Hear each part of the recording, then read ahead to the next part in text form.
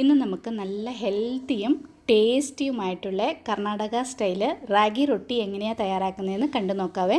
നല്ല ടേസ്റ്റാണ് ഇത് കഴിക്കാനായിട്ട്. കറിയൊന്നും വേണ്ട, ചൂടോടെ അങ്ങനെ തന്നെ കഴിക്കാം കേട്ടോ ഈ റൊട്ടി. നമുക്ക് ഒരു പാത്രത്തിലേക്ക് കുറച്ച് ചിരകിയ തേങ്ങ എടുത്തിട്ടുണ്ട്. അതോടൊപ്പം തന്നെ ഒരു മീഡിയം സൈസിലെ ക്യാരറ്റ് ഇതുപോലെ ഗ്രേറ്റ് ചെയ്ത് ചേർക്കുന്നുണ്ട്. കുറച്ച് മല്ലിയില ചെറുതായിട്ട് കട്ട് ചെയ്തത്, ഒരു പച്ചമുളക് ചെറുതായിട്ട് കട്ട് ചെയ്തത്, പിന്നെ ഇതിലേക്ക് ഒരു കപ്പ് റാഗിപ്പൊടിയും ആവശ്യത്തിനുള്ള ഉപ്പും ചേർത്ത് കൊടുക്കാം. ഇനി നമുക്ക് ഇതൊന്ന് സൈഡിലേക്ക് മാറ്റി വയ്ക്കാം. മുരിങ്ങയില ഉണ്ടെങ്കിൽ നിങ്ങൾക്ക് മുരിങ്ങയില കൂടെ ചേർത്ത് കൊടുത്താൽ നല്ല ടേസ്റ്റാണ്. ഞാനിപ്പോൾ എൻ്റെ കയ്യിൽ മുരിങ്ങയില ഇല്ലായിരുന്നു. ഇനി എണ്ണ, ഒരു 2 സ്പൂൺ എണ്ണ നന്നായിട്ട് ചൂടായി കഴിയുമ്പം അതിലേക്ക് കുറച്ച് കടുകും ജീരകവും ഫ്രഷായിട്ടുള്ള കരിവേപ്പിലയും പിന്നെ ഒരു 10-15 ചെറിയ ഉള്ളി വട്ടത്തിലിങ്ങനെ കട്ട് ചെയ്താണ്. ചെറിയ ഉള്ളി ഇല്ലെങ്കിൽ സവാള ചേർത്ത് കൊടുത്താലും മതി. ഇതെല്ലാം കൂടെ ഇതിലേക്ക് എണ്ണയ്ക്കകത്ത് ഇട്ട് അതൊന്ന് ചൂടായി വഴന്ന് കഴിയുമ്പം ഇത് നമുക്ക് ഈ കൂട്ടിലേക്ക് ചേർത്ത് കൊടുക്കാം. നല്ല ടേസ്റ്റാണ് ഇങ്ങനെ നമ്മൾ റാഗി റൊട്ടി തയ്യാറാക്കാൻ നേരത്ത്. ഇനി നമുക്ക് ഇതെല്ലാം കൂടെ ഒന്ന് നന്നായിട്ട് മിക്സ് ചെയ്യാം. മിക്സ് ചെയ്തിട്ട് ചൂടുവെള്ളം ഒഴിച്ച് വേണം നമ്മളിത് മിക്സ് ചെയ്യാനായിട്ട്. തണുത്ത വെള്ളം ഒഴിക്കരുത്. തണുത്ത വെള്ളം ഒഴിച്ച് കഴിഞ്ഞാൽ റൊട്ടി നമ്മളിങ്ങനെ പരത്താൻ നേരത്തത് പൊടിഞ്ഞു പോകും, മറിച്ചിടാനൊക്കെ ബുദ്ധിമുട്ടാകും. അപ്പോൾ ചൂടുവെള്ളം ഒഴിച്ച് നമ്മൾ കുഴയ്ക്കുവാണെങ്കിൽ നമുക്ക് നല്ല ഈസി ആയിട്ട് അത് പരത്തിയെടുക്കാൻ പറ്റും. അപ്പോൾ കുറേശ്ശെ ചൂടുവെള്ളം ഒഴിച്ച് ഇതുപോലെ നന്നായിട്ട് മിക്സ് ചെയ്യുക. ഈ ഒരു കൺസിസ്റ്റൻസിയിൽ വേണം കേട്ടോ. ഒത്തിരി ഹാർഡായിരിക്കാൻ പാടില്ല. ഹാർഡായാൽ നമ്മുടെ റൊട്ടിയും ഹാർഡായി പോകും. അപ്പോൾ ഇതുപോലെ മിക്സ് ചെയ്ത് ഒരു 5 മിനിറ്റ് മൂടി സൈഡിലേക്ക് മാറ്റി വയ്ക്കുക.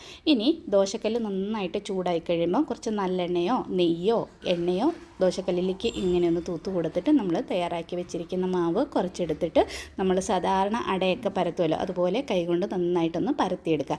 ഇതുപോലെ പരത്താൻ ബുദ്ധിമുട്ടാണെങ്കിൽ വാഴയിലയിൽ വെച്ചിട്ട് നമുക്ക് പരത്തിയിട്ട് ചൂടായ കല്ലിലിട്ട് ചുട്ടെടുത്താലും മതി. ഇതിൻ്റെ കൂടെ ഞാൻ പറഞ്ഞില്ല കുറച്ച് മുരിങ്ങയില കൂടെ ചേർത്ത് കഴിഞ്ഞാൽ നല്ല ടേസ്റ്റും ഹെൽത്തിയുമാണ്. എന്ന് എൻ്റെ ഈ മുരിങ്ങയില ഇല്ലായിരുന്നു. സാധാരണ ഞങ്ങൾ മുരിങ്ങയില കൂടെ ഇതിൽ ചേർക്കാറുണ്ട് കേട്ടോ. ഇങ്ങനെ നന്നായിട്ട് പരത്തി കഴിഞ്ഞിട്ട് വേണമെങ്കിൽ സൈഡിൽ ഇതുപോലൊരു 2 ഹോൾ ഇട്ട് കൊടുക്കുക. അപ്പോൾ പെട്ടെന്ന് മുകൾ ഭാഗമൊക്കെ വെന്ത് കിട്ടും. അതിനാണ് ഇങ്ങനെ ഒരു ഹോൾ ഇട്ട് കൊടുക്കുന്നത്. ഇനി ഇത് നമുക്ക് മൂടി വയ്ക്കാം. മൂടി വെച്ച് താഴ്ഭാഗമൊക്കെ നന്നായിട്ടൊന്ന് വെന്ത് കഴിയുമ്പം മുകളിൽ വേണമെങ്കിൽ കുറച്ച് നെയ്യോ അല്ലെങ്കിൽ എണ്ണയോ ഒന്ന് തൂത്ത് കൊടുത്തിട്ട് നമുക്ക് ഇതൊന്ന് മറിച്ചിടാം.